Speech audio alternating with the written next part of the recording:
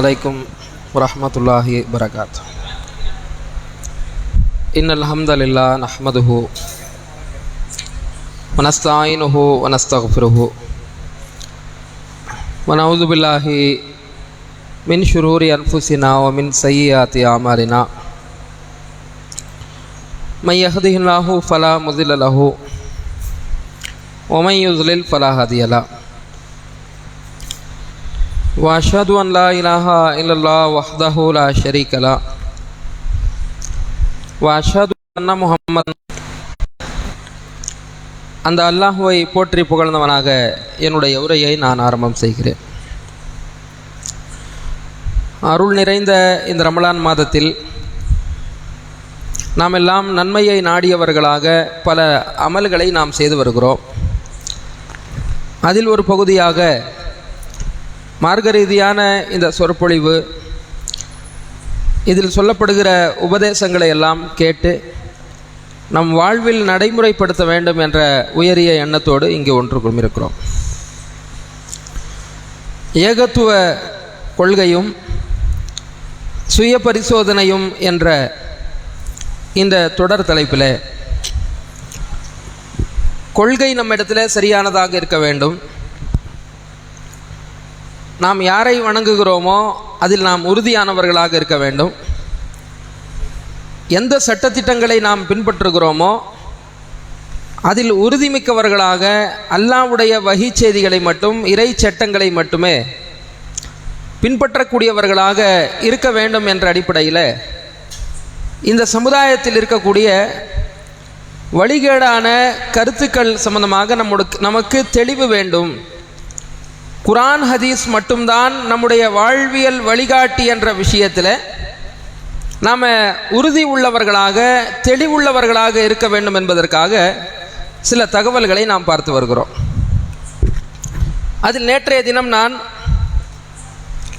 இறை சட்டங்களை மட்டும்தான் பின்பற்ற வேண்டும், வஹி செய்திகள் அல்லாத எதுவாக இருந்தாலும் அது வழிகேடு என்பதற்குண்டான ஆதாரத்தையும்,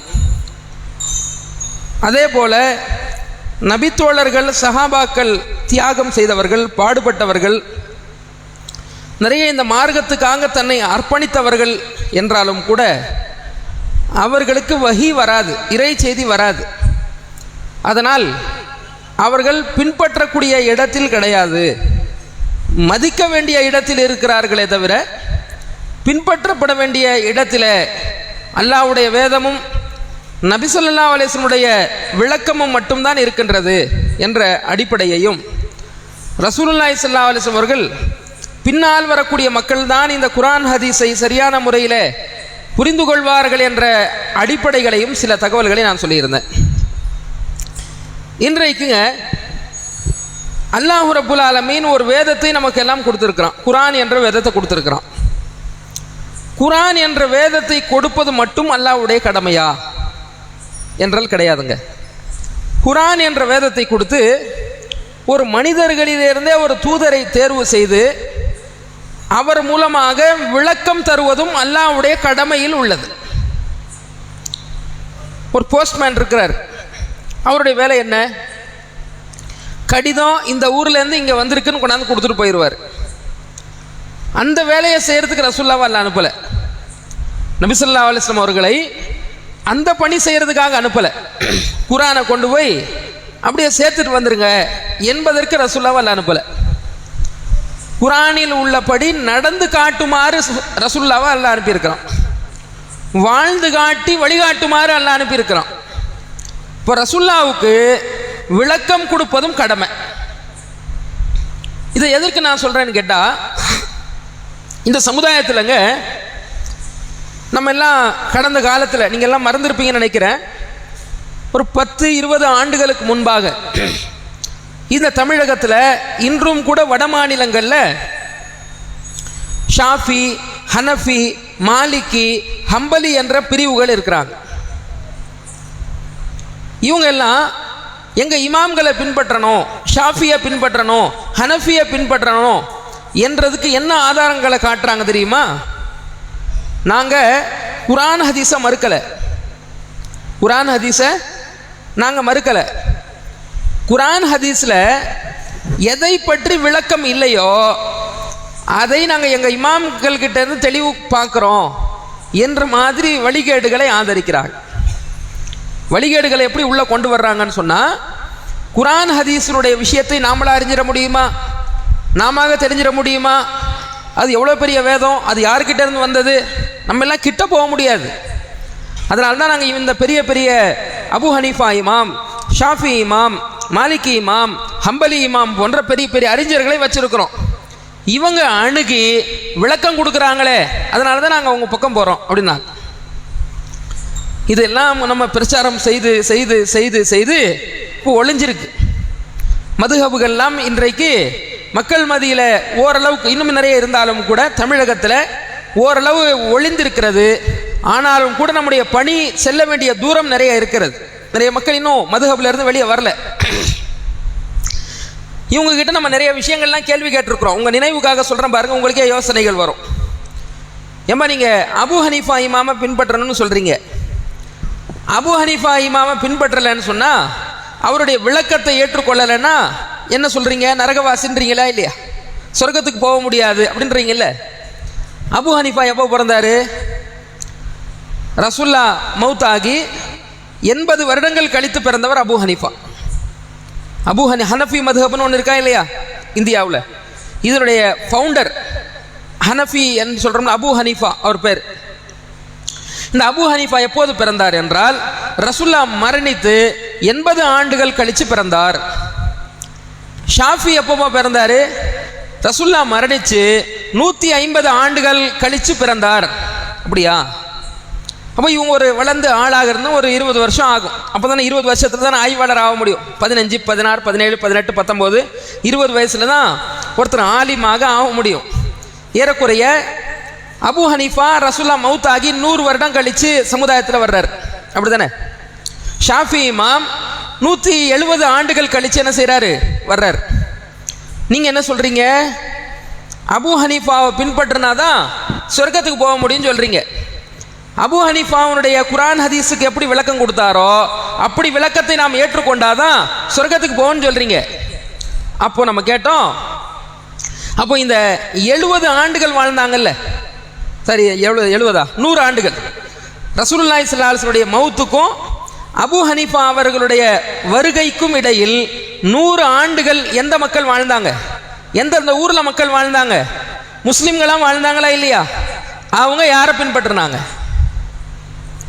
அபு ஹனீஃபாவுடைய 100 வருடம் ஆச்சு ரசூலுல்லாஹ் மௌத்தாகி. இந்த 100 வருடம் மக்கள் வாழ்ந்தாங்களே, அவங்க யாரை பின்பற்றினாங்க? குரான் ஹதீஸை தான் பின்பற்றினாங்கன்னு சொல்லுவாங்க. அவங்க எங்கே போவாங்க? சொர்க்கத்துக்கு தான் போவாங்க. அதே நீ பின்பற்றிட்டு போப்பான்னு நம்ம சொன்னோம். நீ என்ன செய், அது அவங்க அந்த மக்கள் 100 ஆண்டுகளுக்கு கேப்பில் இருந்தாங்களே, அவங்க அபு ஹனீஃபாவை பின்பற்றலை, சொர்க்கத்துக்கு போகிறாங்களா இல்லையா? ஷாஃபி இமாம் இருக்கிறார், 170 ஆண்டுகள் கழித்து வர்றாரா இல்லையா? இவருடைய வருகை பெரிய ஆளாக ஆகிய வர்றார் அப்படின்னு சொன்னா, இந்த 170 ஆண்டு காலம் யாரை அந்த மக்கள் பின்பற்றி இருக்கிறாங்க? குரான் ஹதீஸ. அந்த குரான் ஹதீஸை நீங்க பின்பற்றிட்டு போங்க. அவங்க எப்படி இந்த 170 ஆண்டு கால மக்கள் குரான் ஹதீஸை பின்பற்றி சொர்க்கத்துக்கு போனாங்களோ அப்படி நீங்களும் குரான் ஹதீஸை பின்பற்றி போங்க என்று சொல்லும் பொழுது மதுஹப்வாதிகளுக்கு வயிற்றில் புளிய கரைச்சு, என்னடா இது, மக்களை சிந்திக்க வைக்கிறாங்களே, இமாமை இல்லாமல் சொர்க்கத்துக்கு போக முடியும்னு சொல்றாங்களே, இமாம்களுடைய விளக்கம் இல்லாமலேயே நம்ம குரான் ஹதீஸை அணுகலாம் என்று சொல்றாங்களேன்னு சொல்லி நம்மை பார்த்து எதிர்த்தாங்களா இல்லையா? இதே மாதிரி தாங்க இவங்க இன்னொரு போர்வையில் இப்போ வர்றாங்க. யாரு? சஹாபாக்களை பின்பற்றலாம் என்று சொல்லப்படக்கூடிய இப்போது நவீனமாக சில பேர் சலஃபுகள் என்ற பேரில் பல அமைப்பு பேரில் அவங்கெல்லாம் இருக்கிறாங்க. இவங்க இன்னொரு மதுஹபை அறிமுகப்படுத்துகிறாங்க. எந்த மதுஹபு வழிகேடு நம்ம வெளியே வந்தோமோ அந்த மதுஹபு இன்னொரு போர்வையில் இவங்க வர்றாங்க.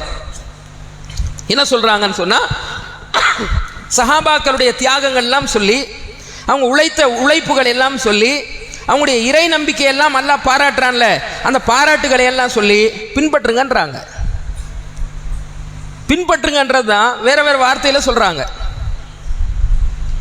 ஆக மதுஹபு எப்படி குரான் ஹதீஸில் இல்லாத கருத்துக்கள் வந்தால் அது வழிகேடோ, சஹாபாக்களுடைய கருத்தும் குரான் ஹதீஸில் இல்லாத கருத்து அவர்கள் சொல்வார்களே ஆனால் அதுவும் வழிகேடு தான். இது சாதாரணமான அடிப்படை.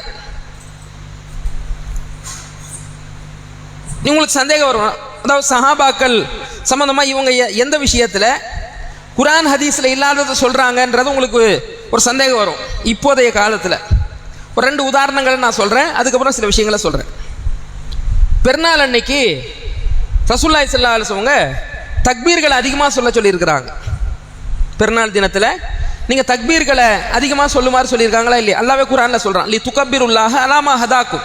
அல்லாஹ் உங்களுக்கு ஹிதாயத்து நேர்வழி கொடுத்ததற்காக நீங்கள் அல்லாஹ்வை அதிகமாக தக்பீர் சொல்லுங்கள் என்று அல்லாஹ் என்ன செய்கிறான், குர்ஆனில் சொல்கிறான். ரசூலுல்லாஹ் கூட பெருநாள் தினத்தில் தக்பீரை சொல்லியிருக்கிறாங்க. தக்பீர் என்ற அரபி வார்த்தைக்கு அல்லாஹு அக்பர் என்று சொல்கிறது தான் அர்த்தம். தக்பீர் என்ற அரபி வார்த்தைக்கு என்ன அர்த்தம்? அல்லாஹு அக்பர் என்று மொழிதல். தொழுகையினுடைய துவக்கம் தக்பீர், தொழுகையினுடைய முடிவு தஸ்லீம்னு வருது. அல்லாஹு அக்பர் சொல்லி ஆரம்பிக்கிறோம், அஸ்ஸலாமு அலைக்கும் சொல்லி முடிக்கிறோம். தக்பீர் என்ற அரபி வார்த்தைக்கு அல்லாஹு அக்பர் என்று வாயில சொல்கிறது அர்த்தம். இவங்க என்ன பண்ணுறாங்க தெரியுமா? அப்படிலாம் கிடையாது. சஹாபாக்கள் சில பேர் அல்லாஹ் அக்பர் கபீரா ஓ புக்ரத்தம் அசீலா என்ற மாதிரி ஏதோ ஒரு துவா சொல்லியிருக்கிறாங்க, அதையெல்லாம் நம்ம சொல்லலாம், பெருநாள் தினத்தில் சொல்லலாம் அப்படின்றாங்க. தக்பீரை குர்ஆன் சொல்கிறது ரகசியமான முறையில் சொல்லுமாறு சொல்கிறது. ததுர்ருவாம் ஓ குஃபியா, ரகசியமாக பணிவோடு நீங்கள் அல்லாஹ்வை பிரார்த்தியுங்கள் என்று குர்ஆன்ல அல்லாஹ் சொல்கிறான். ரகசியமாக சொல்லணும், அல்லாஹ்விடத்தில் பணிவாக என்ன செய்யணும், சொல்லணும். சஹாபாக்கள் ஒரு மலை பகுதியில் ஏறும்பொழுது அல்லாஹு அக்பர் சத்தம் போட்டு போனாங்க. நீங்கள் செவிடனை கூப்பிடலை, காது கேட்காதவனை நீங்கள் கூப்பிடலை, பக்கத்தில் இருக்கக்கூடிய அல்லாஹ்வை நீங்கள் கூப்பிடுறீங்க. எனவே ரகசியமாக நீங்கள் ஜிக்ர் செய்யுங்கன்னு சொன்னாங்கல்ல ரசூலுல்லாஹ். பெருநாள் தினத்தில் என்ன செய்வாங்கன்னு சொன்னால் மைக்கு போட்டு ஊர்லாம் தக்பீர் சொல்லுவாங்க. பார்த்துருக்கீங்களா? பெருநாளில் மைக்கு போட்டு ஊர் பூரா சவுண்டு வர்ற மாதிரி தக்பீர் சொல்லுவாங்க. இப்போ குர்ஆன் ஹதீஸை ஒருத்தர் சிந்திப்பாரே ஆனால் பெருநாள் தினத்தில் அதிகமாக தக்பீர் சொல்ல வேண்டும் என்று சொன்னால் அல்லாஹு அக்பர் என்று ரகசியமாக சொல்ல வேண்டும் என்று புரிவார். இவங்க என்ன செய்கிறாங்க, சஹாபாக்களுடைய விளக்கத்தை ஏற்றுக்கணும், சஹாபாக்களை பின்பற்றணும்னு உள்ள போறாங்க, சட்டங்களை சொல்றாங்க. சத்தம் போட்டு தக்பீர் சொல்லலாம், அதே மாதிரி வேற எப்படி சொல்றாங்க, வேற வார்த்தைகள்லாம் இணைச்சு அல்லாஹ் அக்பர் கபீரா ஓ புக்ரத்தம் அசீலா என்ற மாதிரி நிறைய வார்த்தைகளை இணைச்சு சொல்றாங்களே, இது அல்லாஹ் ஏற்றுக்கொள்வானா? இது அல்லாஹ்வுடைய குர்ஆன்ல இப்படி இல்லை, நபி ஸல்லல்லாஹு அலைஹி வஸல்லம் விளக்கத்தில் இது இல்லை. இது 3வது ஆதாரமா இல்லையா? இதுதான் பிரச்சனை. உங்களுக்கு ஒரு இதெல்லாம் ஒரு பிரச்சனையா, இவங்களை பின்பற்றக்கூடாதுன்னா ஒரு பிரச்சனையான்னு உங்களுக்கு தோணும். எவ்வளோ அடிப்படையை மாற்றுதா இல்லையா? ஒரு மார்க்கத்துடைய சட்ட திட்டங்களையே மாற்றக்கூடியதா இருக்குதா இல்லையா? இதனால தான் குர்ஆன் ஹதீஸை விட்டு தாண்டாதீங்க, குர்ஆன் ஹதீஸிலே நில்லுங்க என்று அழுத்தம் திருத்தமாக சொல்ல வேண்டிய தேவைகள் ஏற்படுது. இன்னொரு உதாரணம், ஜகாத் சம்பந்தமாக நீங்கள் குர்ஆன்ல ஹதீஸ்ல பார்த்தீர்கள் என்று சொன்னால் கொடுத்த பொருளுக்கே திருப்பி வருடம் கொடுக்கணுன்றதுக்கு ஆதாரம் கிடையாது. உங்ககிட்ட இப்போ 10 லட்ச ரூபாய் இருக்கு, அடுத்த வருஷம் வருது 15 லட்ச ரூபாய் இருக்கு. அப்போ இந்த வருஷம் நீங்கள் 10 லட்ச ரூபாய் வச்சுருக்கீங்கள, ஜக்காத் கொடுத்துட்டீங்க. அடுத்த வருஷம் 5 லட்ச ரூபாய் சேர்ந்துருக்குல்ல, 15 லட்ச ரூபாய் ஆச்சு இல்லையா? மீதி உள்ள 5 லட்ச ரூபாய் கொடுக்கணும். இதுதான் குர்ஆன் வசனங்களை நீங்கள் கவனித்தால் ஹதீஸை கவனிச்சா சொல்லக்கூடிய சட்டமாக இருக்கு. இவங்க என்ன செய்கிறாங்க தெரியுமா? நாங்கள் சஹாபாக்களுடைய விளக்கத்தை பார்க்குறோம், நாங்கள் இமாம்களுடைய விளக்கத்துக்கு போய் பார்க்குறோன்னு உள்ளே போகிறாங்க. கொடுத்த பொருளுக்கே திருப்பி கொடுக்கணுன்றாங்க.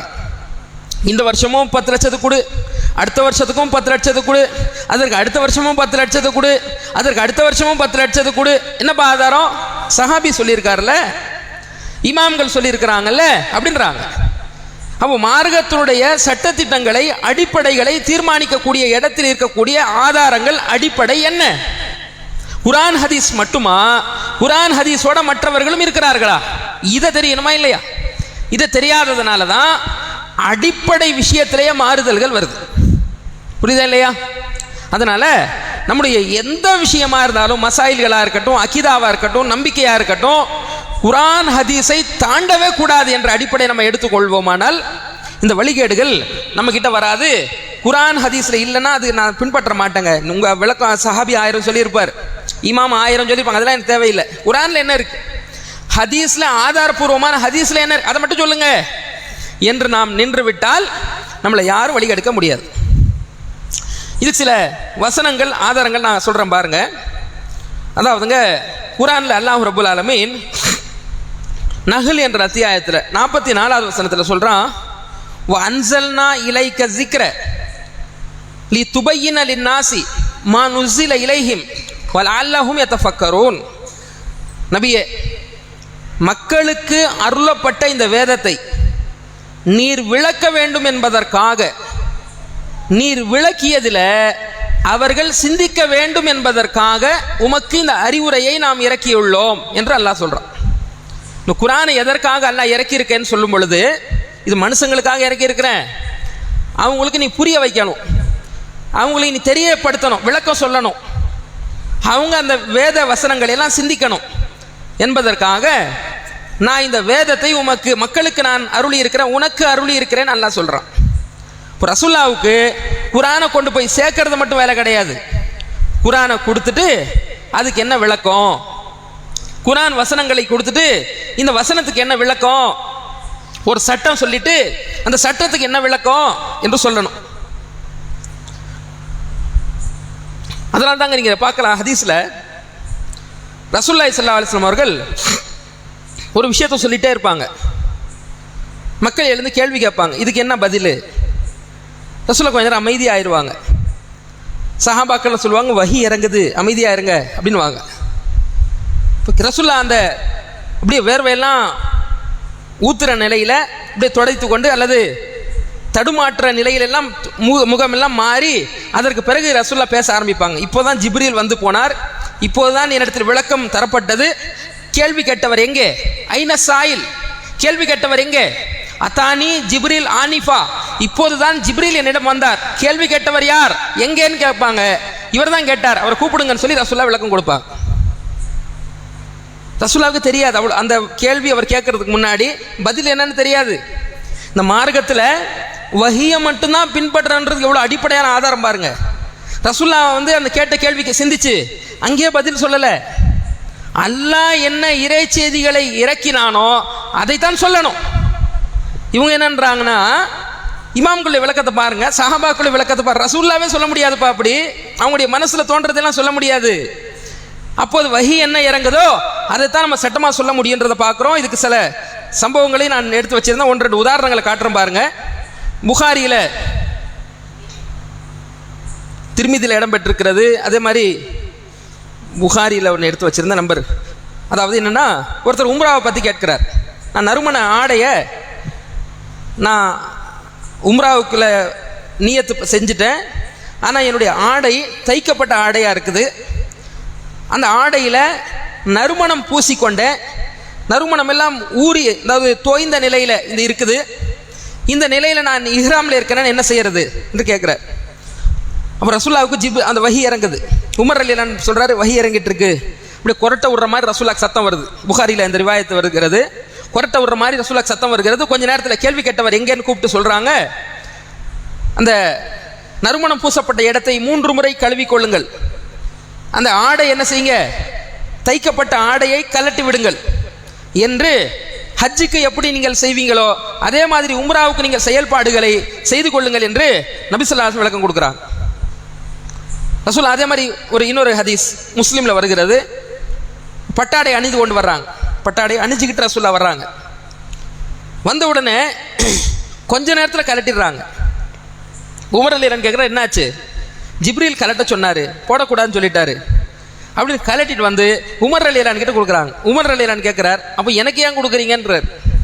நீங்களே போடக்கூடாதுன்னு நீங்கள் எனக்கு ஏன் கொடுக்குறீங்களா? உனக்கு கொடுக்கலப்பா, இதை விற்று காசு ஆக்கிடு, இதை விற்று பணமாக ஆக்கிவிடு என்பதற்காக கொடுத்தேன்றாங்க.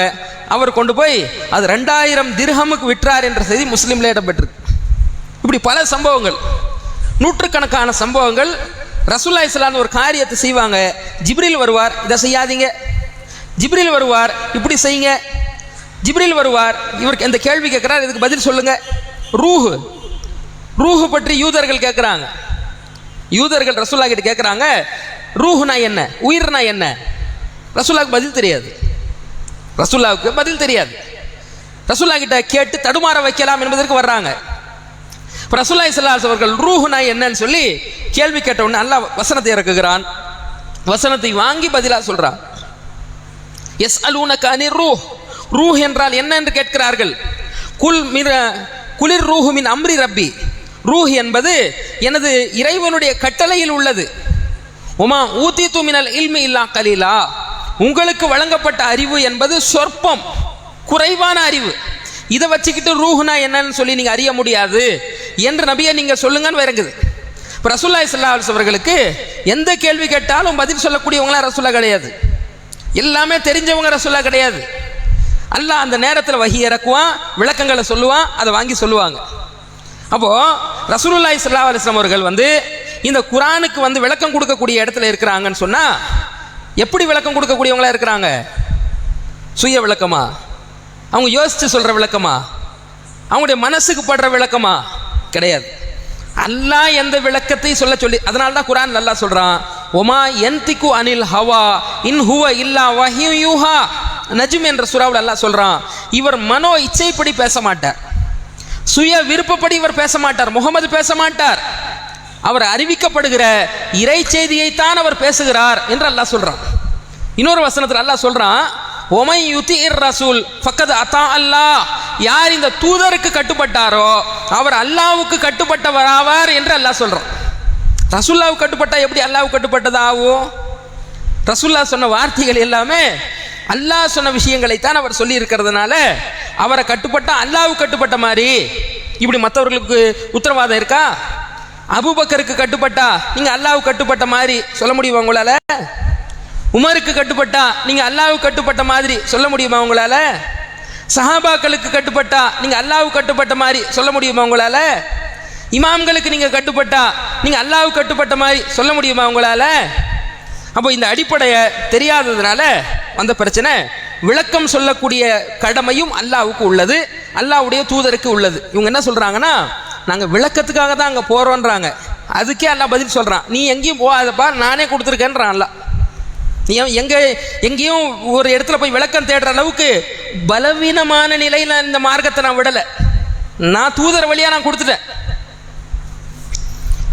நீங்கள் கேட்ட பரவலான இன்னொரு சூரா கியாமா என்ற அத்தியாயம் இருக்குல்ல, சூரத்துல் கியாமா 75வது அத்தியாயம். அதுல அல்லாஹ் சொல்றான், லா துஹர்ரிக் பிஹி லிசானக லிதாஜல பி. ரசூலுல்லாஹ்வுக்கு ஜிப்ரீல் குர்ஆனை ஓதுவார். ரசூல் அவசரமா மனப்பாடம் பண்ணுவாங்க. அவசரமா ஐயோ சீக்கிரம் மனப்பாடம் பண்ணணுமே, சீக்கிரம் மனப்பாடம் பண்ணணும், நாவை அவசரமா அசைக்கிறாங்க. அல்லாஹ் சொல்றான், அசைக்காது. அவசரமாக மனனம் செய்வதற்காக உன்னுடைய நாவை அசைக்க வேண்டாம். லா துஹர்ரிக் பிஹி லிசானக லிதாஜல பி.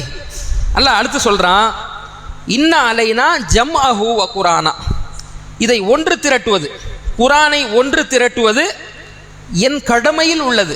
உன் உள்ளத்தில் அதை ஒன்று சேர்க்கறது என் கடமை. நீ ஒன்றும் பயப்பட தேவையில்லை. ஒரு ரெக்கார்டிங் ஆப்ஷனை கிளிக் பண்ணிட்டு சாதாரணமாக ஒரு வாய்ஸ் ஓடிக்கிட்டே இருந்தால் என்ன ஆகும்? இப்போ ஃபோனில் லைவ் ஓடிக்கிட்டு இருக்கு, எல்லாம் உட்காந்துட்டு இருக்கிறீங்க, தானே ரெக்கார்ட் ஆகிட்டு இருக்கா இல்லையா? இப்படி ரசூலுல்லாஹ்வை நீங்கள் வெறுமனே காது கொடுத்தா கேட்டால் போதும், உங்கள் உள்ளத்தில் குர்ஆனை ஒன்று சேர்க்கறது என் கடமை நல்லா சொல்லிட்டான். பயப்படாத, நீ நாவெல்லாம் அசைக்க வேண்டாம் என்று நபி ஸல்லல்லாஹு அலைஹி அவர்களுக்கு சொல்லிட்டு அல்லாஹ் சொல்கிறான், ஃபைதா கரஅனாஹு ஃபத்தபி குர்ஆனா. குர்ஆன் உனக்கு ஓதப்படுமானால், ஜிப்ரீல் ஓதுவார் என்றால் காது கொடுத்து மட்டும் கேள் போதும், காது கொடுத்து மட்டும் அது பின்தொடர் மட்டும், அது மட்டும் போதும். சும்மா இன்னா அலைனா பயானா. அடுத்து சொல்கிறான் அல்லாஹ், அதற்கு விளக்கம் சொல்வது நம் கடமையில் உள்ளது, நம் மீது பொறுப்புன்னு அல்லாஹ் சொல்கிறான். இப்போ குர்ஆனுக்கு விளக்கன்ற பேரில் ஒருத்தன் மூணாவது வெளியே போனாவே அவன் வழிகேட்டில் போகிறான். அல்லாஹ் சொல்கிறான், ஏன் கடமை, அது ஏன் பொறுப்பு, ஏன் என்னில் உள்ளது என்று அல்லாஹ் சொல்லிட்ட பிறகு நம்ம ஏன் இன்னொருத்தர்கிட்ட போகணும் என்ற வசனத்தை இது யோசிச்சு பாருங்க. அடுத்த சில விஷயமும் இருக்குங்க விளக்கத்தில். அதாவதுங்க, நீங்கள் எனக்கு விளக்குறீங்க, நான் உங்களுக்கு விளக்குறேன், நீங்கள் விளக்குறது எனக்கு பத்தலை, புரிய மாட்டேங்குது, நீங்கள் எனக்கு சொல்கிறீங்கன்னு வைங்க, அது ஓகே. ஏன்னா நான் உங்களை மாதிரி ஒரு மனுஷன். நீங்கள் எனக்கு விளக்குறீங்க, எனக்கு புரியலைன்னு சொல்கிறேன்னு வைங்க, இதுவும் ஓகே தான், பிரச்சனை இல்லை. ஆனால் அல்லாஹ் சொல்கிற விளக்கம் எனக்கு போதுமானதாக இல்லைன்னு சொல்கிறது குஃப்ரு. புரியுதா இல்லையா? அல்லாஹ் சொல்லக்கூடிய விளக்கம் எனக்கு போதுமானதா இல்லாததுனால தான் நான் சஹாபாக்களுடைய விளக்கத்துக்கு போயிட்டேன். அல்லாஹ் ரசூலுடைய விளக்கம் எனக்கு போதுமானதாக இல்லாததுனால தான் நான் இமாம்களுடைய விளக்கத்துக்கு போயிட்டேன்னு ஒருத்தன் சொல்றான் பாருங்க. ஆக குஃப்ரு, இது இறை மறுப்பு. ஏன்னா அல்லாஹ் குர்ஆன்ல சொல்றான், வலா யுனப்பிஉக மிஸ்லு ஹபீர், நன்கறிந்தவனான அல்லாவை போன்று வேறு யாராலும் விளக்க முடியாதுன்னு அல்லாஹ் சொல்றான். நன்கறிந்த அல்லாவை போல எவராலும் விளக்க முடியாது, அவ்வளவு சூப்பரா அல்லாஹ் விளக்குவான்னு குர்ஆன்ல அல்லாஹ் சொல்றான். இவங்க என்ன சொல்றாங்கன்னா, நாங்க விளக்கத்துக்கு தான் சஹாபாக்கள் கிட்ட போறோம், விளக்கத்துக்காக தான் இமாம். ஏன்டா போற, நீ போகாம இதிலே தேடு, இதிலே விளக்கம் உனக்கு கிடைக்கும். அல்லாஹ்வுடைய பதில் பாருங்க. அப்போ அல்லாவை உறுதியாக நம்பாததுனால வந்த விளைவு தான் இதெல்லாம். அதே மாதிரி 41, 42 அல்லாஹ் சொல்றான். இந்த வசனம் 35, 14 ஃபாத்திர் முன்னாடி சொன்ன வசனம் 35ல் 14வது வசனம். 41, 42 அல்லாஹ் சொல்லி காட்டுகிறான், இந்த குர்ஆன்ல பொய் வராது. இந்த அட்டையிலிருந்து அந்த அட்டை வரைக்கும் பொய் வராது, எல்லாம் உண்மையால் நிரப்பப்பட்டு கொடுக்கப்பட்டிருக்கு. லா யாத்திஹுல் பாத்திலு மின் பைனி யதைஹி வலா மின் ஹல்ஃபிஹி, இதனுடைய முன்னோ இதனுடைய பின்பகுதியோ எங்கேயுமே பொய்யோ முரணோ எதுவுமே வராது, எல்லாம் உண்மையால் கொடுக்கப்பட்டிருக்கு என்று சொல்லிட்டு அல்லாஹ் சொல்றான். ஏன் இதுல முரண் வராது, ஏன் இதுல பொய் வராது தெரியுமா? தன்சீலுன் மின் ஹக்கீமின் ஹமீது, இது நுண்ணறிவாளனாக இருக்கக்கூடிய அல்லாவிடமிருந்து கொடுக்கப்பட்டிருக்கிறது. புகழுக்குரியவனாக இருக்கக்கூடிய அல்லாவிடமிருந்து இது கொடுக்கப்பட்டதுனால இதுல பொய் வராது, இதுல முரண் வராதுன்னு அல்லாஹ் சொல்றான். அல்லாஹ்வை நுண்ணறிவாளன்றதை ஏற்றுக்கொள்றீங்களா இல்லையா? அல்லாஹ்வை நுணுக்கமாக சொல்லக்கூடியவன், நாலேஜ் உள்ளவன், சூப்பரான அறிவுள்ளவன் என்பதை நீங்க மறுக்க போறீங்களா? அதெல்லாம் மறுத்தாதான் நீங்க இன்னொரு இடத்துக்கு போக முடியும். அப்போ எவ்வளோ ஒரு பாதிப்புன்னு சாதாரணமான விஷயம் கிடையாது. குர்ஆன் ஹதீஸில் எனக்கு விளக்கம் போதுமானதா இல்லை, நான் 3வதுக்கு போயிட்டேன் என்று சொல்றது எல்லாம் இந்த வசனங்கள்லாம் நீங்கள் மறுத்து விட்டு தான் போகணும். அதே மாதிரி இந்த மார்க்கத்தை அல்லாஹ் எப்படி கொடுத்துருக்கான்?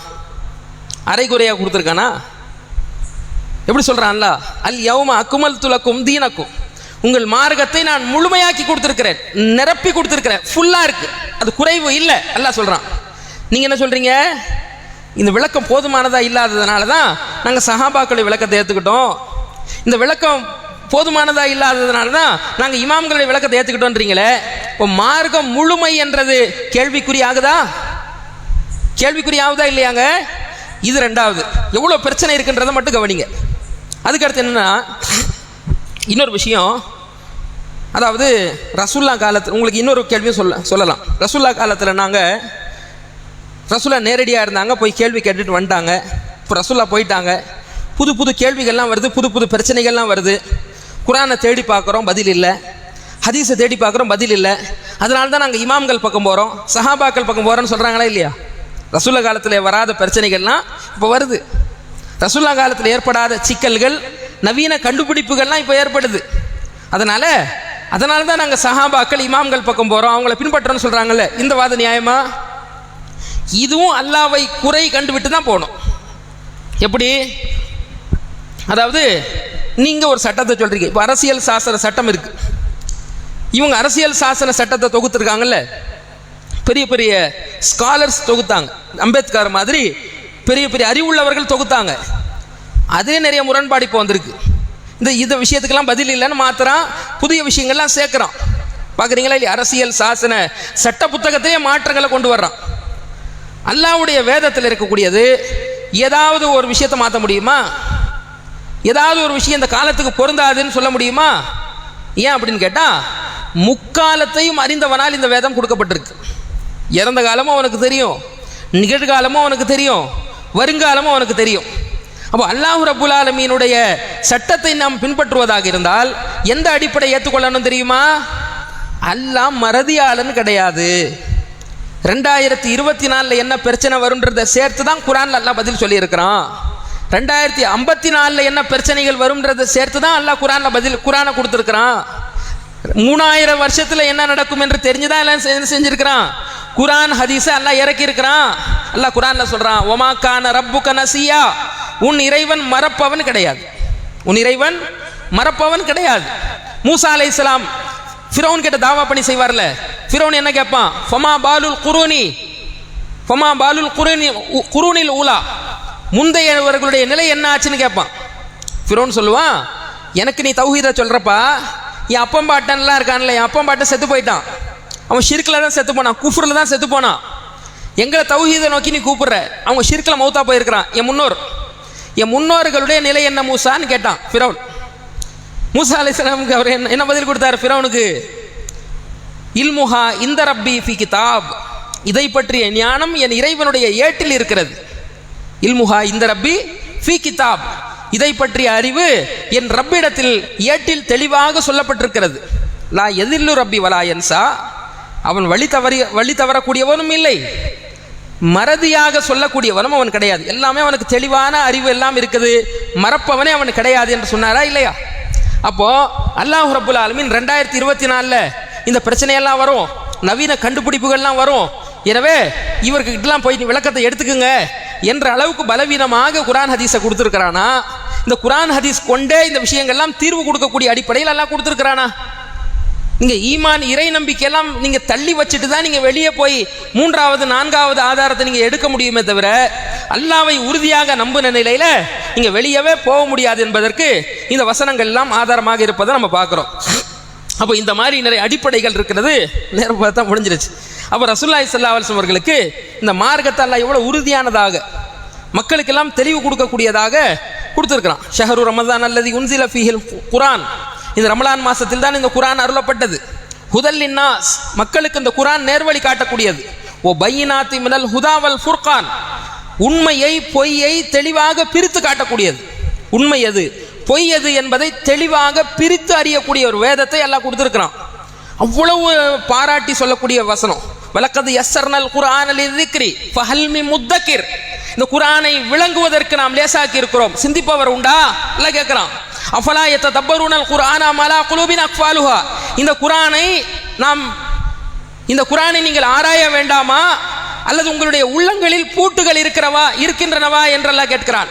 அஃபலா யததப்பரூனல் குர்ஆன் வலவு கான மின் இந்தி கைரில்லா லவஜது ஃபீஹி இக்திலாஃபன் கஸீரா, இந்த குர்ஆனை இவர்கள் சிந்திக்க வேண்டாமா, ஆராய வேண்டாமா? அல்லாஹ் அல்லாத வேற எவரிடமாவது இந்த குர்ஆன் வந்திருந்தால் அநேக முரண்பாடுகள் வந்திருக்குமே, வரலையே, சிந்திக்க வேண்டாமா என்று கேட்கலாம். அப்போ அல்லாஹ் ரப்புல் ஆலமீனுடைய வேதமும் தெளிவானது.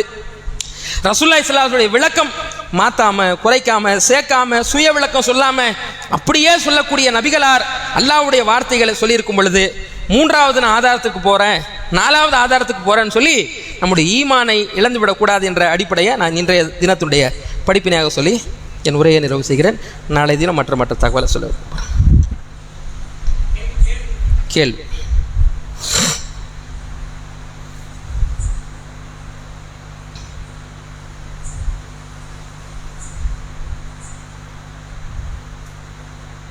அதில்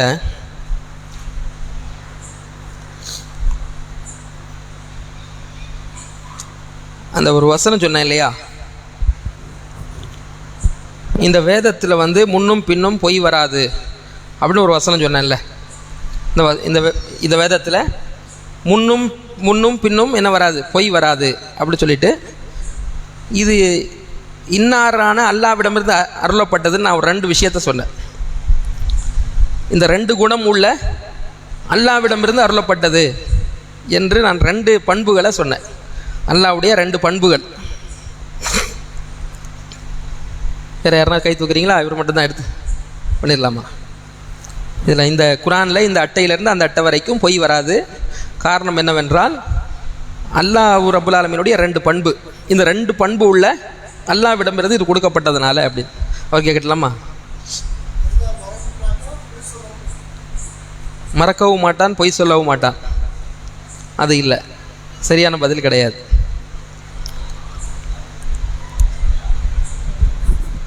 என்னது இல்லை,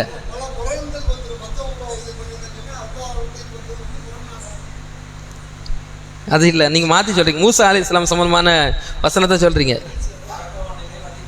மறக்க மாட்டான், வழி தவற மாட்டான்றது மூசா அலைஹிஸ்ஸலாம் கொடுத்த பதில். நான் கேட்டது இந்த குரானில் இந்த அட்டையிலேருந்து அந்த அட்டை வரைக்கும் முன்னுமோ பின்னுமோ பாத்தில் வராது, பொய் வராது. அடுத்த கேள்வி. சரி. மின் ஹக்கீமின் ஹமீது, நுண்ணறிவாளனாக இருக்கக்கூடிய, புகழுக்குரியவனாக இருக்கக்கூடிய அல்லாவிடமிருந்து அருளப்பட்டது என்றது அதற்குரிய பதில். அடுத்த கேள்வி கேட்கட்டுமா? சரி. குரான் அதாவது அருளப்படும் பொழுது ரசூலா அவசர அவசரமாக நாவை அசைச்சு ஓதுனாங்கல்ல, அதில் 2வது வசனத்தில் அல்லாஹ் சொல்லக்கூடிய விஷயங்கள் என்ன? முதல் வசனத்தில் அவசர அவசரமாக நாவை அசைக்க வேண்டாம் நல்லா சொன்னான். அதற்கு அடுத்து அல்லாஹ் என்ன சொன்னான்? நீங்களா சொல்லு.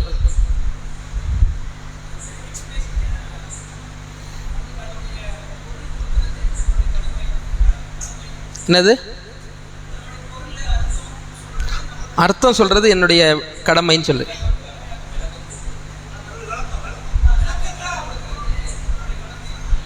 நான் 2வது வசனத்தை கேட்டேன். வேற யாருன்னா சொல்றீங்களா? யாருக்கு அடுத்து கை தூக்குனது யாரு? அவர் சொல்லு.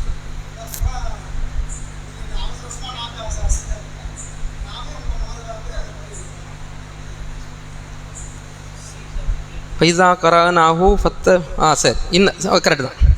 ஓரளவு பதில் நெருக்கத்தில் வந்துடுச்சு. இன்ன அலைனா ஜம்அஹு குரானா, அதை ஒன்று சேர்ப்பதும் அதை ஓத வைப்பதும் நம்முடைய கடமையில் இருக்கிறது. நல்லா சொல்கிறான். ஓரளவுக்கு பதில் நெருக்கமாக வந்துருச்சு. அவருடைய இதை எடுத்துக்கிட்டேன். சரி, விளக்கம் சொல்கிறது சொன்னீங்கல்ல, அது யாரோ சொல்கிறாங்களே, அது அடுத்த வசனத்தில் வருது. 3வது வசனம் 2வது வசனம் இது. அது அடுத்து கடைசியில் அந்த விஷயத்தை எல்லாம் சொல்கிறேன். முடிஞ்சில்ல? அமல்ல நேற்றைய தினம் ஒரு துவா சொல்லி கொடுத்துருந்தோம். நோயாளிகளை சந்திக்க போகும்பொழுது ஓத வேண்டிய துவாவை நேற்று சொல்லியிருந்தோம். நீங்கள் அதெல்லாம் இங்கேருந்து போயிட்டு தினம் தினம் அந்த துவாவை மனனம் செஞ்சிட்டிங்கன்னா அது நமக்கு சொல்லிக் கொடுக்கக்கூடிய நமக்கும் உங்களுக்கும் சரி நிறைய நன்மைகள் அதில் கிடைக்கக்கூடியதாக இருக்கும். நம்ம அதை அமல்படுத்தணும், மனப்பாடம் செய்து கொள்ளணும். இன்றைக்கு பார்க்கக்கூடிய துவா என்னவென்றால், அதாவது இன்றைக்கி பார்க்கக்கூடிய துவா படுக்கைக்கு செல்லும் பொழுது ஓத வேண்டிய துவா. இரவில் நம்ம தூங்க போகும் பொழுது அல்லாஹ்வுடைய நினைவின் அடிப்படையில் நம்ம தூங்க செல்லணும். அல்லாஹ்வுடைய தூதர் எப்படி வழிகாட்டினாங்களோ அந்த அடிப்படையில் சில சுன்னத்துக்களை எல்லாம் நிறைவேற்றிவிட்டு நம்ம படுக்கைக்கு செல்லணும். ரசூலுல்லாஹி ஸல்லல்லாஹு அலைஹி வஸல்லம் ஒழு செய்துவிட்டு நமக்கு படுக்க சொல்கிறாங்க. இரவில் நீங்கள் படுக்கும் பொழுது ஒழு செய்துவிட்டு படுங்க. வலது பக்கமாக உங்களுடைய உடலை வைத்து கொண்டு நீங்கள் படுக்கைக்கு படுக்க செல்லுங்கள் என்றெல்லாம் ரசூலுல்லாஹ் வழிகாட்டுறாங்க. அதில் ஒரு துவாவை காட்டி கொடுக்குறாங்க. என்ன துவா என்றால், அல்லாஹும்ம அஸ்லம்து வஜ்ஹி இலைக்க வ ஃபவ்வல்து அம்ரி இலைக்க வ அல்ஜாத்து தஹரி இலைக்க ரஹ்பத்தன் வ ரஹ்பத்தன் இலைக்க லா மல்ஜா வலா மஞ்சா மின்க இல்லா இலைக்க அல்லாஹும்ம ஆமன்து பி கிதாபிக அல்லஸி அன்ஸல்த வ பி நபியிக அல்லஸி அர்ஸல்த. இந்த துவா தான் ஒரு சஹாபி என்ன செய்வார்னா, ஆமன்து பி கிதாபிக அல்லஸி அன்ஸல்த வ பி நபியிக அல்லஸி அர்ஸல்த என்ற வரக்கூடிய இடத்துல வ ரசூலிக அல்லஸி அர்ஸல்தன்னு சொல்லிடுவார். ரசூலா இப்படி சொல்லக்கூடாது, நீங்கள் நபியிக அல்லஸி அர்ஸல்த தான் சொல்லணும்னு மாற்றி கொடுப்பாங்க. இந்த துவா தான் அது. இரவில் இந்த துவாவை யார் ஓதிவிட்டு படுக்கைக்கு செல்கிறாரோ அவர் ஒருவேளை இந்த துவாவை ஓதிய பிறகு மரணித்து விட்டால் இந்த இஸ்லாமிய மார்க்கத்தில், இயற்கையான இந்த இஸ்லாமிய மார்க்கத்திலேயே மரணித்தவராக கருதப்படுவார் என்று ரசூலுல்லாஹ் அதனுடைய சிறப்பையும் சொல்லியிருக்கிறார். அதனால் இதை ஓதுறது அவ்வளோ பெரிய சிறப்பான அம்சம். சரி, இது சொல்லிக் கொடுக்கட்டுமா? அல்லாஹும்ம அஸ்லம்து வஜ்ஹி இலைக்க, அல்லாஹும்ம அஸ்லம்து வஜ்ஹி இலைக்க வ ஃபவ்வல்து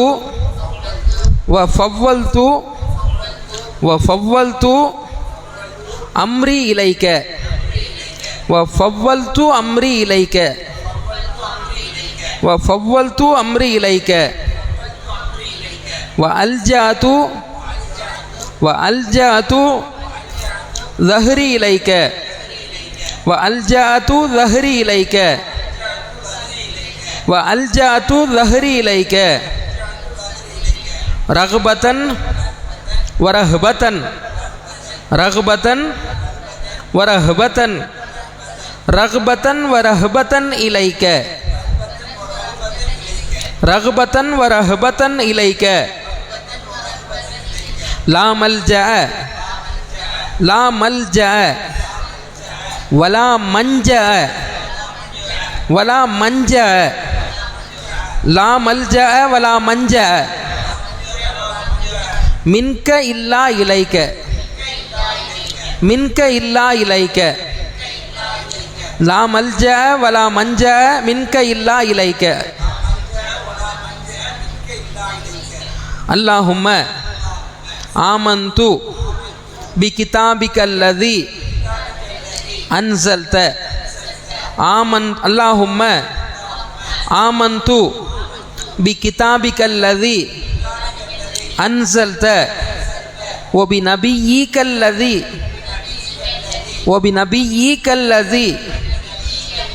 அர்ஸல்த வபிநபிய்யிகல்லதி அர்ஸல்த.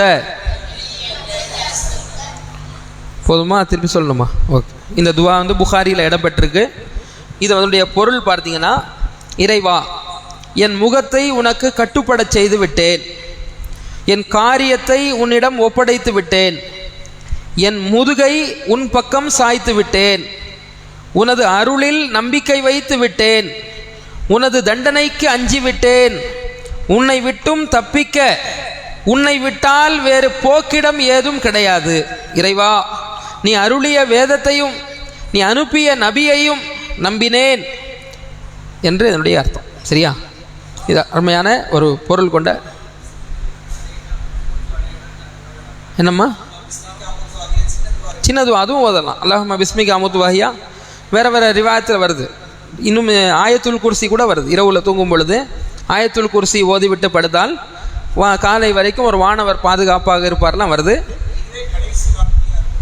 இந்த இப்போ சொல்கிற இந்த துவா இருக்கு இல்லையா, இது வந்து இறுதி வார்த்தையாக இருக்கணும். அப்போ தான் அந்த சிறப்பு. நீங்கள் அப்படியே மரணித்து காலை வரைக்கும் நீங்கள் மரணிச்சுட்டா நீங்கள் இயற்கையான மார்க்கத்தில் மரணித்தவராவீர்ன்ற சொல்லியிருக்காங்கல்ல, அந்த சிறப்புறதுக்கு கடைசியாக இதை ஓதிட்டு நம்ம படுக்கக்கூடியவளா நம்முடைய நடைமுறை ஆக்கிக்கிறோம் இன்ஷா அல்லாஹ். சுப்ஹானக அல்லாஹும்ம பிஹம்திக அஷ்ஹது அன் லா இலாஹா இல்லா அன்த அஸ்தக்ஃபிருக்க.